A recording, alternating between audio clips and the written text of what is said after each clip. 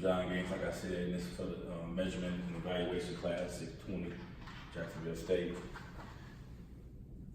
All right, so description of the assessment. So we got the Georgia Milestone Assessment. This is summative grade assessment test. It's at the end of the grade assessment for students, grades 3 through 8. It measures students' grade level, knowledge, skill, in comparison with state adopted content standards. The assessment provides vital data regarding students' readiness to advance to the next level. All right, so that's what this is all about. All right, major goal and objective. So you want to provide information on the students' mastery of various content areas. We want to examine conformity with state adopted content standards. Inform students of their own achievement and readiness to proceed to the next grade. Inform educators, parents, and public on how well students are learning and progressing in key content areas. So we inform the students what they're going to have to master. We're going to give them an exam. We're going to provide them with their achievement and what they need to get ready for the next level. And then we're going to make it public so that the parents and the public can see where we are as far as from an academic standpoint. Yeah. All right. Areas of academic weakness. All right, we have a high number of beginners of students in English and reading and science. All right. It's lower than average performance in English and reading. All right. And we have poor student performance in science. So that's where we are right now.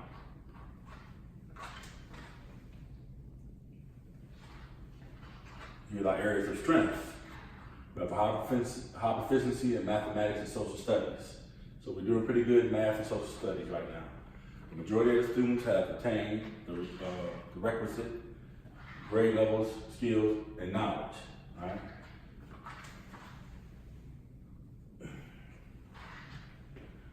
How results may inform instructional improvement. All right, so the results reveal areas that need improvement. Results help identify the learning areas and other roadblocks, and encourage re-examining of the teaching and learning process, and provide a forum for team discussion and professional engagement regarding student attainment. So what we do, we reveal areas that need improvement, and the results will help us identify the barriers. You know, we look at the questions, how many got this question wrong, how many got that question wrong, how many got this one right versus that one, and come up with an analysis of why they fell in that area, and then encourage re-examination, so we reteach what they didn't do well on. All right, and in the discussion, we decide how we're going to go forward from that point once we get that data. All right. So share the data with students. Determine student grouping and differentiation. Right?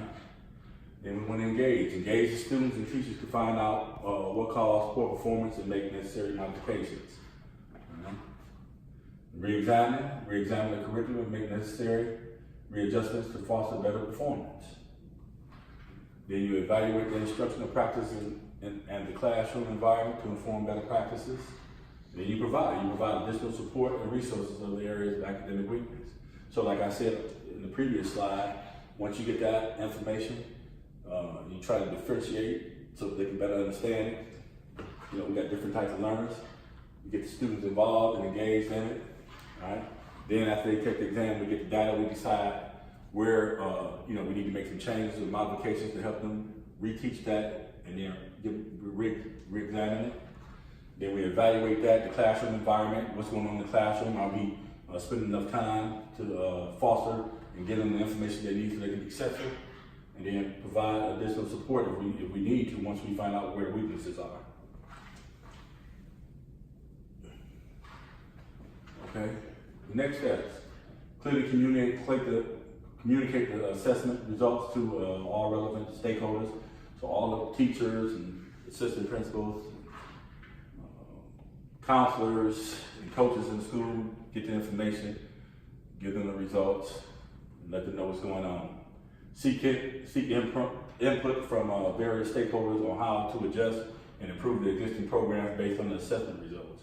So once we get that information, that data, we let them know we got it, let them have some input on it. Once we get them the numbers, let them chime in and figure out what they want to say or what direction we need to go. Implement high quality corrective instruction and programs to remedy the learning weaknesses identified by the assessment, building on the strengths. Like I just said, once we get that information, we got to figure out creative, differentiated ways to take that information and those weaknesses make those strengths, okay? And not spend too much time on things that they grasped. All right, and draft an action plan to address the issues suggested by the assessment plan and document roles and responsibilities. So once we do that, put the plan together, and then everybody get a piece of the pie on what they have to do in order to improve the plan so that we can get these young adults learning and being successful.